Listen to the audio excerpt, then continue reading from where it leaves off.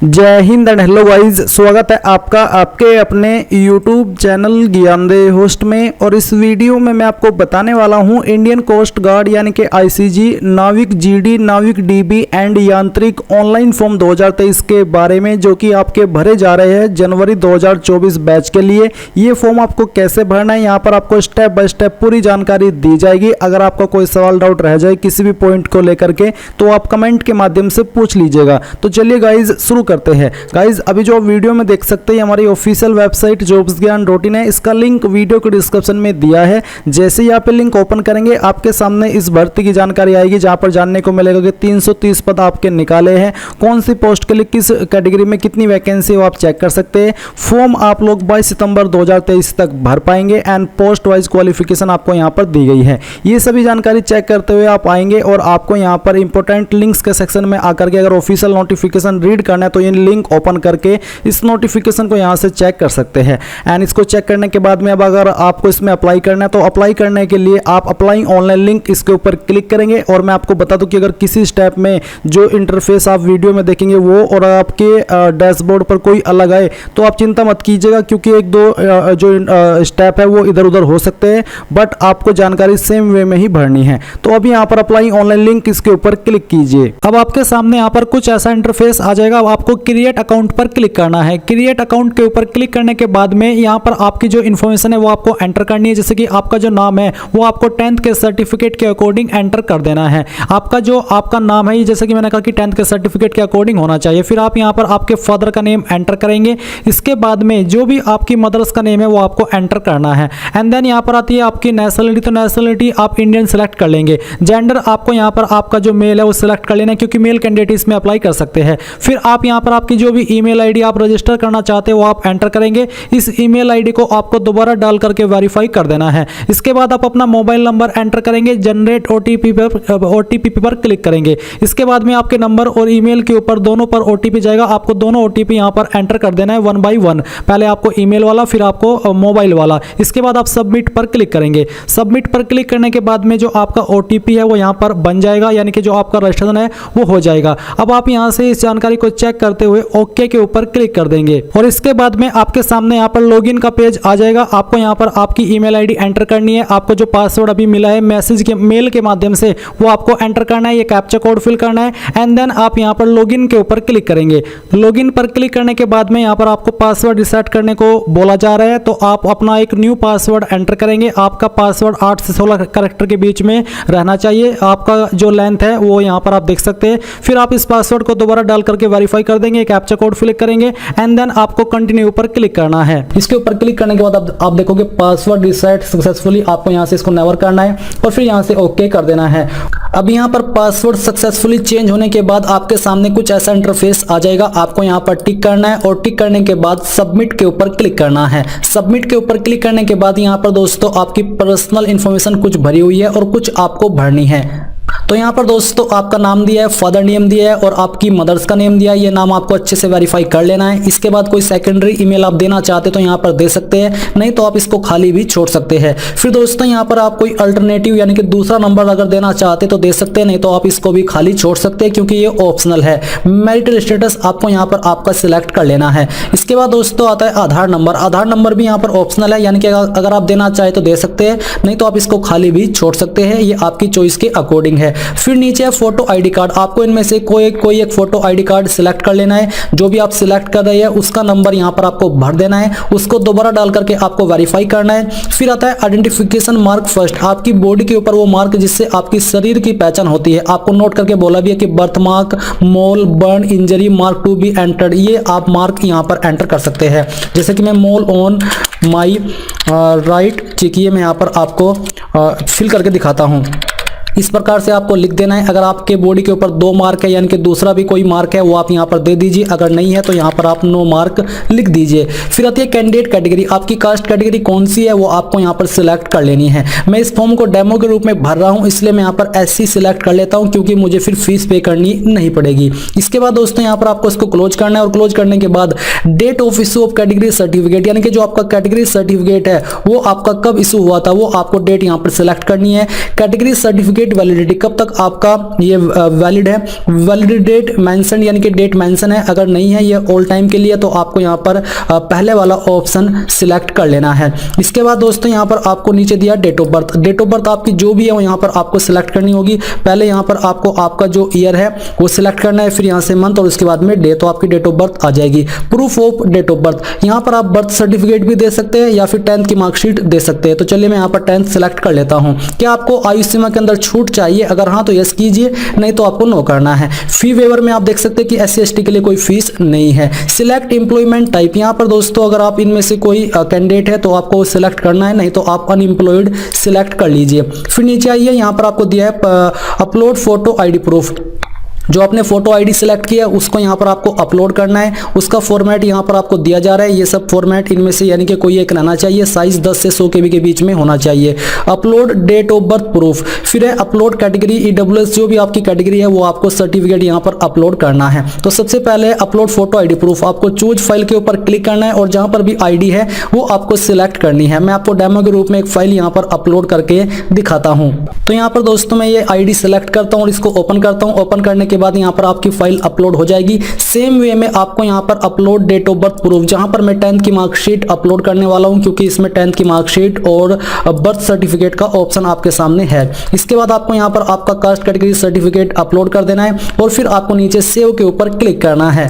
Save के ऊपर click करने के बाद यहाँ पर दोस्तों आपके सामने वो सभी पोस्ट आ जाएगी जिसके ऊपर ये वैकेंसी निकली है। आप जिस भी पोस्ट पर अप्लाई करने के लिए एलिजिबल हो या करना चाहते हैं वही आपको सिलेक्ट करना है। नाविक DB, नाविक GD यहाँ पर आपके सामने सभी दी गई है। अगर आप दोनों पर अप्लाई करना चाहते हैं तो वो आप नहीं कर पाएंगे क्योंकि यहाँ पर दोस्तों आप देख सकते हैं कि एक बार में आप एक ही सिलेक्ट कर सकते हैं। तो चलिए मैं यहाँ पर आपको नाविक GD पर अप्लाई करके दिखाता हूँ। नाविक DB पर भी आप सेम वे में अप्लाई कर पाएंगे, बस उसमें आपको 10th तक की जानकारी भरनी है और नाविक GD में आपको 12th की जानकारी भी देनी होगी। अब यहाँ पर अब गाइज मैं आपको बताने वाला हूँ SK बुक्स की इंडियन कोस्ट गार्ड, नाविक DB, नाविक GD बेस्ट बुक के बारे में और साथ ही प्रैक्टिस सेट्स के बारे में, जिसके माध्यम से आप अपने एग्जाम की प्रिपरेशन बहुत ही अच्छे से कर पाएंगे क्योंकि ये आपकी बेस्ट बुक होने वाली है और SK बुक्स के द्वारा ये पब्लिश की गई है। SK बुक्स इंडिया का one of biggest book publication house है। तो आप यहाँ पर इन बुक के ऊपर विश्वास करके आपकी प्रिपरेशन को और भी बेहतर कर सकते हैं। ये बुक आपकी इंग्लिश और हिंदी दोनों के अंदर आती है। अगर बात करें बुक की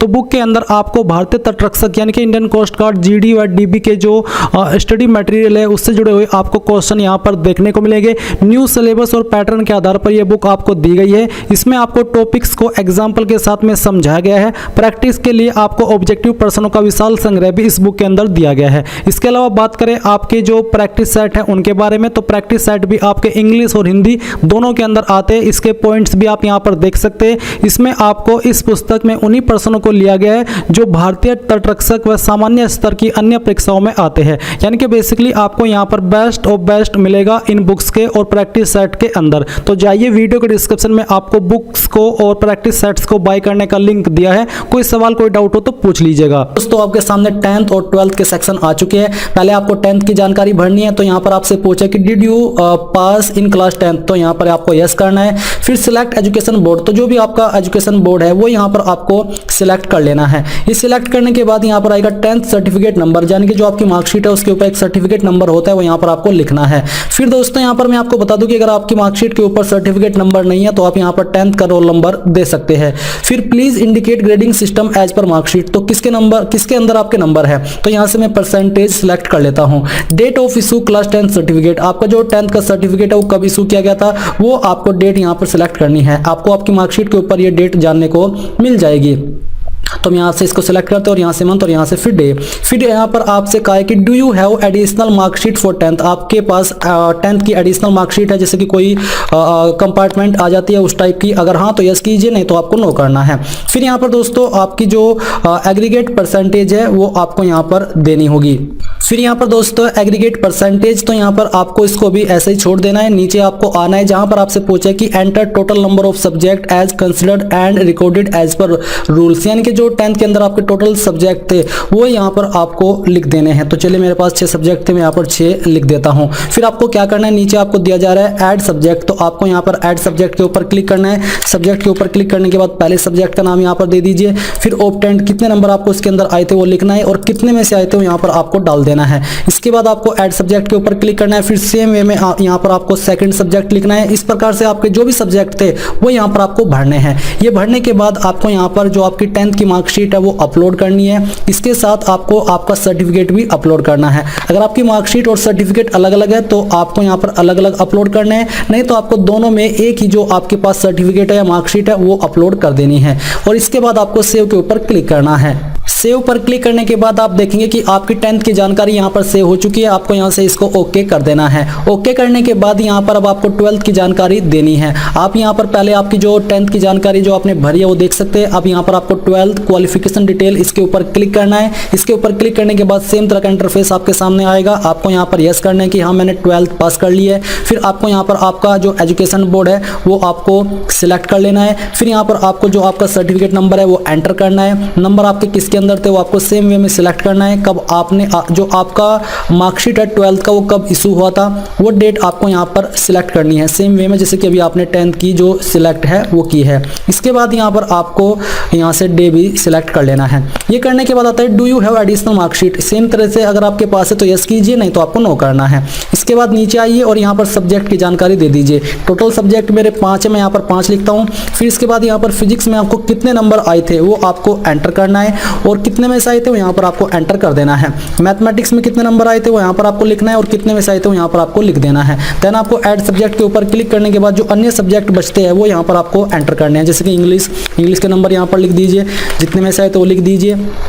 ऐड सब्जेक्ट के ऊपर क्लिक कीजिए। फिर जो आपका अगला सब्जेक्ट है वो यहाँ पर लिख दीजिए, उसमें आपको जो नंबर आए थे वो लिखिए, कितने में से आए थे वो यहाँ पर डाल दीजिए। फिर ऐड सब्जेक्ट के ऊपर क्लिक कीजिए। इसके बाद जो आपका 5वां सब्जेक्ट है वो यहाँ पर आपको लिख देना है। तो चलिए मैं यहाँ से बायोलॉजी सेलेक्ट करता हूँ और ये यहाँ पर इस प्रकार से हम इसको भर देते हैं। ये भरा जा चुका है। फिर नीचे आपको यहाँ पर 12th की मार्कशीट अपलोड करनी है। जैसे कि अभी आपने 10th की मार्कशीट की है, इसको सिलेक्ट कीजिए फाइल को जहाँ पर भी है।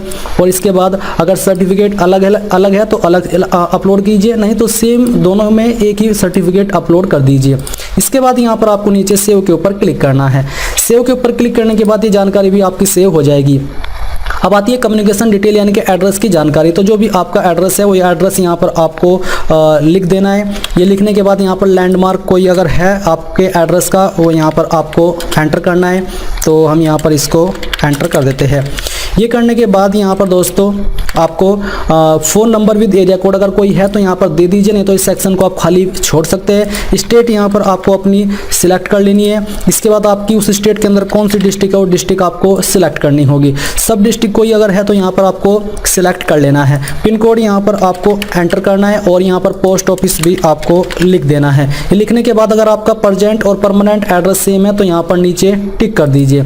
अगर नहीं है तो अलग इसको अनटिक करके अलग से भर दीजिएगा। फिर डोमिसाइल स्टेट आपकी कौन सी स्टेट के आप स्थायी निवासी है वो स्टेट यहाँ पर आपको सिलेक्ट करनी है और इन जानकारी को वेरीफाई कीजिए और सेव के ऊपर क्लिक कर दीजिए। ये जानकारी भी आपकी सेव हो चुकी है। ओके के ऊपर क्लिक कीजिए। यहाँ पर आपसे कुछ सवाल पूछे जैसे कि क्या आपके पास एनसीसी का ABC सर्टिफिकेट यानी कि कोई भी सर्टिफिकेट है तो यस कर दीजिए, नहीं तो आपको नो करना है। क्या आप सैनिक स्कूल के अंदर पढ़े हैं, अगर हाँ तो यस कीजिए, नहीं तो आपको नो करना है। क्या आप आर्म फोर्स के अंदर सर्विंग कर रहे हैं, अगर हाँ तो यस कीजिए, नहीं तो नो कर देना है। Have you represented at any level in sports में आपने किसी लेवल पर अपने आप को रिप्रेजेंट किया है, अगर हाँ तो यस कीजिए, नहीं तो आपको नो करना है। डू यू नो स्विमिंग आती है तो यस कीजिए, नहीं तो आपको नो करना है। Are you son of a serving retired discharge, अगर आप ऐसे ऑफिसर के बच्चे हो तो आपको यस करना है, नहीं तो नो कर देना है। Are you son of a coast guard personnel, अगर हाँ तो यस कीजिए, नहीं तो यहाँ पर भी आपको नो करना है। Are you son of a coast guard personnel whose death is not attribute to service, अगर हो तो यस कीजिए, नहीं तो आपको नो करना है।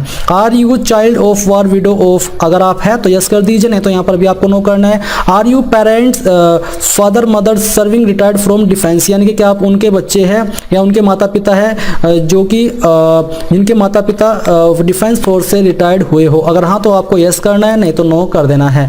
Whether you are employed in central state government public sector, अगर आप इनमें से किसी गवर्नमेंट के अंदर काम कर रहे हैं, एम्प्लॉयड हो तो यस कीजिए, नहीं तो आपको नो करना है। फिर have you been discharge from the Indian army Indian navy, अगर आप डिस्चार्ज हो चुके हो इनमें से किसी ऑर्गेनाइजेशन से तो यस कीजिए, नहीं तो आपको नो कर देना है। फिर आता है details of criminal proceeding court of law, तो यहाँ पर कुछ सवाल पूछे जैसे कि हैज़ एनी वारंट और समन्स, क्या आपको कोई वारंट दिया गया, कोई समन्स दिया गया है किसी भी केस में, अगर हाँ तो यस कीजिए, नहीं तो आपको नो करना है। Are any proceeding in respect of an offence, क्या आपके ऊपर कोई केस दर्ज है या फिर कोई केस पेंडिंग है कोर्ट में, अगर हाँ तो यस कर दीजिए, नहीं तो आपको नो करना है। हैज एनी वारंट और summon for any offence been issued, क्या आपको कोई वारंट दिया गया है किसी केस में, तो आपको यस करना है, नहीं तो नो कर देना है। Has a warrant for your arrest been issued by court, अगर आपको दिया गया तो आपको यस करना है, नहीं तो नो कर देना। बेसिकली क्रिमिनल से जुड़े हुए केस है, अगर आपके ऊपर कोई केस नहीं है किसी भी तरह का तो सिंपली सभी पर नो कर दीजिए, पढ़ने की भी आवश्यकता नहीं है। If the applicant has been convicted by a court of India, अगर आप कन्विक्ट की गई हो तो आपको यहाँ पर यस करना है, नहीं तो आपको नो करना है। फिर यहाँ पर भी आपको नो करना है। डिक्लेरेशन में आपको यहाँ पर हैव यू एवर बीन डिब्रेड, क्या आप इनमें से किसी डिपार्टमेंट से निकाले गए हो, अगर हाँ तो यस कीजिए, नहीं तो आपको नो करना है। इसके बाद दोस्तों यहाँ पर आपको नीचे सबमिट के ऊपर क्लिक करना है।